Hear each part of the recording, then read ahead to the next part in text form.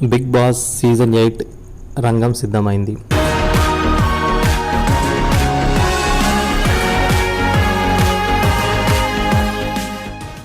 చాలామంది సెలబ్రిటీలు big boss నుంచి కాల్ వస్తే చాలు కట్ చేసి పారేస్తున్నారట.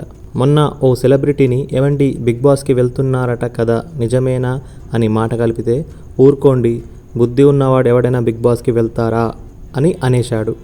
అదేంటండి బాబు అంత పెద్ద మాట అనేశారు అంటే, అవునండి, నేను నా భార్య పిల్లలతో హ్యాపీగా బతుకుతున్నాను.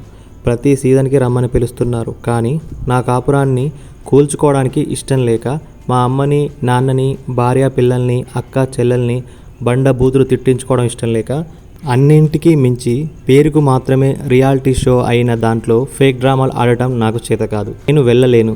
వెళ్ళినా 1-2 వారాల కంటే ఎక్కువ ఉండలేను. ఇక్కడ ఉండాలంటే గత సీజన్లో టైటిల్లు కొట్టిన వాళ్ళ మాదిరిగా డ్రామాలు ఆడాలి అంటూ చెప్పుకొచ్చారు. గత సీజన్ చూసిన తర్వాత బిగ్ బాస్ షోకి కాస్తో కూస్తో ఉన్న క్రెడిబిలిటీ మొత్తం దొబ్బేసింది. అన్నా నేను రైతు బిడ్డనన్నా అంటూ జనాల్ని పచ్చి మోసం చేసి గెలిచిన తర్వాత ప్లేట్ తిప్పేసిన వాళ్ళ ఫేక్ ముచ్చట్లను చూసి, వాళ్ళపై వస్తున్న కామెంట్లను చూసి, వాళ్ళను అసహించుకుంటున్న తీరు చూసి బిగ్ బాస్ అంటేనే సెలబ్రిటీలు భయపడి చచ్చేట్టుగా మారింది పరిస్థితి. దాంతో ఒక ఫస్ట్ సీజన్ మినహాయిస్తే మిగిలిన సీజన్లలో సెలబ్రిటీ రియాలిటీ షో కాస్త యూట్యూబ్ సీరియల్స్ బ్యాచ్ డ్రామా షోగా మారింది.